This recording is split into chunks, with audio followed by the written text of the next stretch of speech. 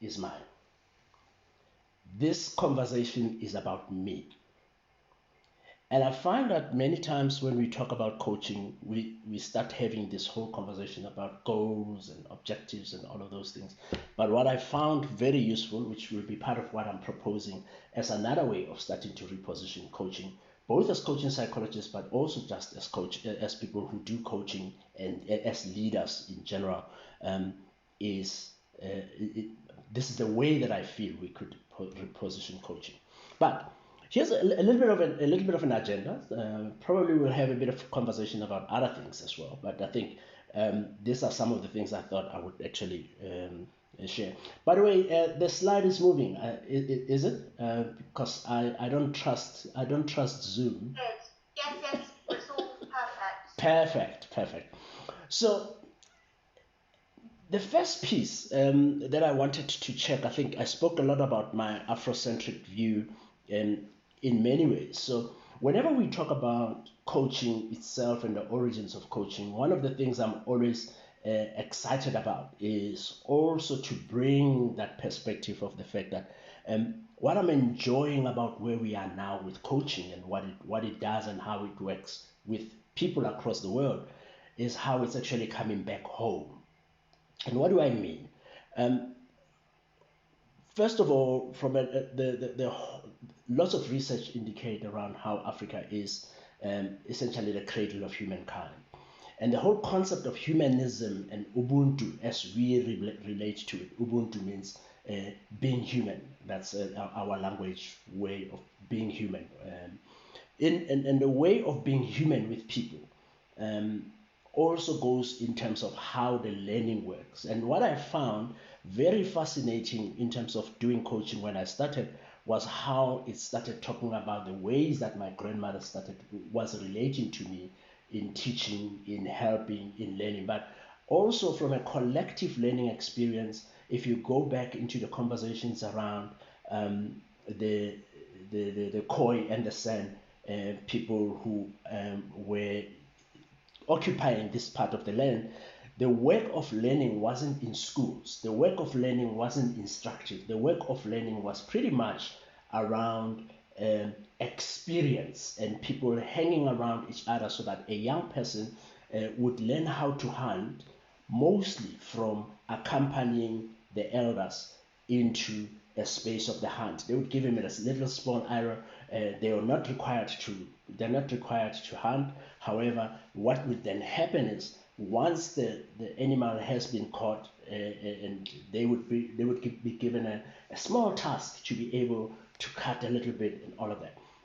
So if we go pedantic, we could actually split it and say, okay, that's mostly mentoring rather than coaching. But there was a lot of questions that also people would ask, the way of being with the people in that instance. So I think for me, what I'm already enjoying about the work of coaching, and if we take anything else, is we are actually going back to the way of being human and being with people.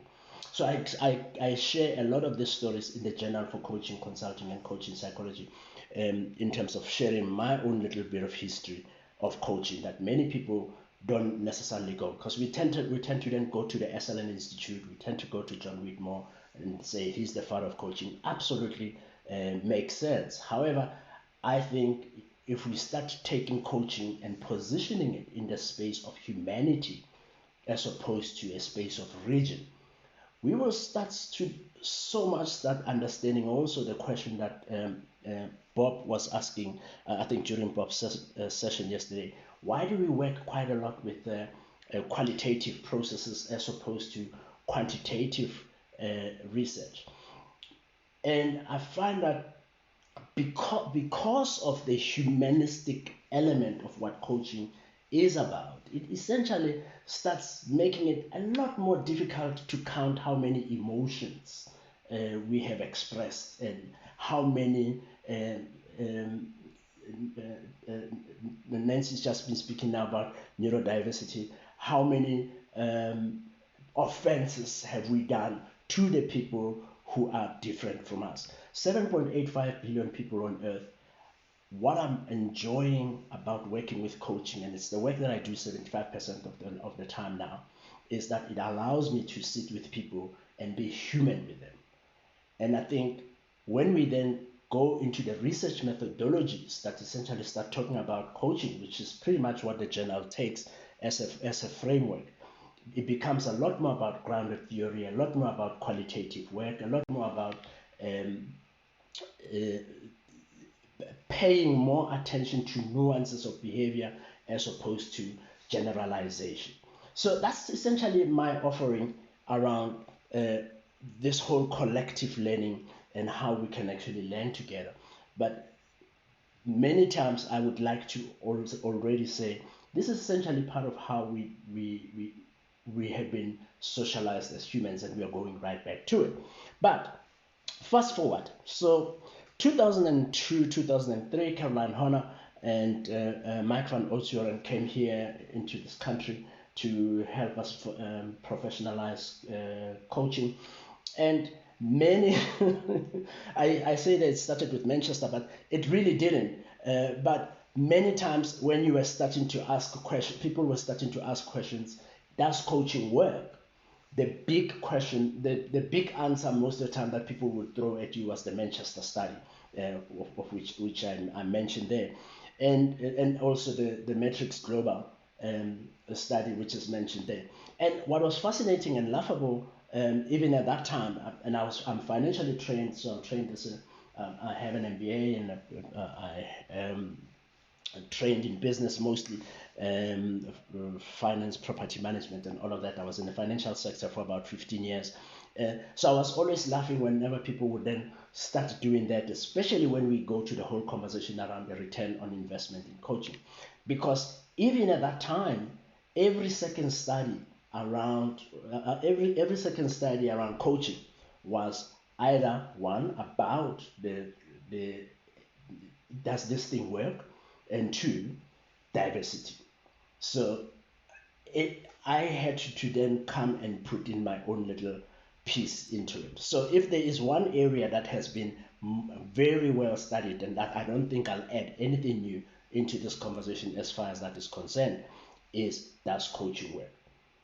The answer is it does. Perhaps the work that Biasma, T-Bomb, and others have been doing is trying to check it works for what. And because perhaps that's the right question. David Lane, we've been doing some interesting work with David Lane, but I think around the time that he was teaching me, one of the things that he was talking about is, are we asking the right questions? And I think I mentioned some of his work here in the next page. But the important question that we need to be asking as far as coaching working is not so much does it work, it's more what does it work for. And I think we are already moving in the right direction in terms of the work that Tim and colleagues have been doing recently, but also because you can see that the whole idea of coping is almost pretty much about being human in a system that essentially requires you to be a machine. We know we're still using the 1925 model around how we manage in businesses, when in fact a lot of the work, a lot of research is already showing that the more human you are within an organization, the more we essentially get the better results. If you look at Hewlett studies, for example, they start showing how double-digit performance comes as a result of us having to create a space for people to be more engaging and connecting. Happiness at work, the stuff that Jessica and colleagues are also doing. Almost everything that we do, it's not just positive psychology, it's just human psychology. And we need to start owning the work and the data that says being more human actually allows us to get to the outcomes that we also need in other ways. Boza as well, Boza and Jones are also looking at, have looked at how self-efficacy, coaching motivation, goal orientation, trust, interpersonal attraction, feedback intervention, as well as supervisory input, um, actually improves as a result of coaching. A little bit of an anecdote. I think how I got into coaching. 1997, I was coaching a number of entrepreneurs.